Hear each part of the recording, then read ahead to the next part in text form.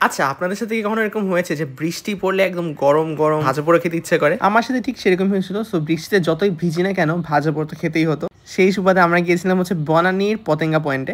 ওদের পতেঙ্গা পেঁয়াজ ও ক্র্যাব আমার অল টাইম ফেভারিট। সো এটা খেতে গিয়েছিলাম। ১ম এ আমি মনে করেছিলাম কি বৃষ্টির সময় মানুষজন আসবে না। বাট তখন যেয়ে দেখি এত ভিড়, সঙ্গে, সঙ্গে কিচেনে ঢুকে পড়লাম এবং দেখলাম তারা কিভাবে তাদের গরম, গরম পেঁয়াজু বানাচ্ছিল। বেস্ট পার্ট হচ্ছে এই পেঁয়াজের মাখা সালাডটা। এটার সাথে পেঁয়াজুটা এত বেশি মজা লাগে যে কি আর বলব।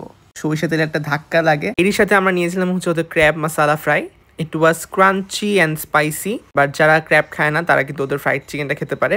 এটার সঙ্গে তারা একটা মিন্টের চাটনি দেয়। The chicken itself was very juicy. এছাড়া ফ্রাইড সেকশন থেকে আমরা একটা ফ্রাইড অক্টোপাস নিয়েছিলাম। একদম গরম গরম ধোঁয়া ওঠা সার্ভ করেছিল। আর একটা বেস্ট পার্ট হচ্ছে পতেঙ্গা পয়েন্ট রাত 1টা পর্যন্ত ওপেন থাকে। এছাড়া ওদের নর্মাল সিঙ্গারা, নাগা সিঙ্গারা আছে, বাট আমরা নিয়েছিলাম হচ্ছে কলিজা সিঙ্গারা। আর দেখতেই পাচ্ছেন একদম কলিজা দিয়ে ভরপুর। তাদের এই স্পাইসি ফ্রাইড চিকেনটা ফ্রাইড চিকেন থেকে একটু ডিফারেন্ট বিকজ এটা একটু ঝাল থাকে। এছাড়া তাদের মেনুতে 2 ধরনের চপ আছে। একটা হচ্ছে আপনার মাটন চপ আর একটা হচ্ছে চিকেন চপ। আর চিটাঙ্গে পতেঙ্গার পাশে আপনি যেরকম গরম গরম কালামাই পাবেন, এখানে কিন্তু ঠিক সেরকমই। শুধু তাই না, ঝাল ঝাল ক্র্যাব ভুনাও থাকে।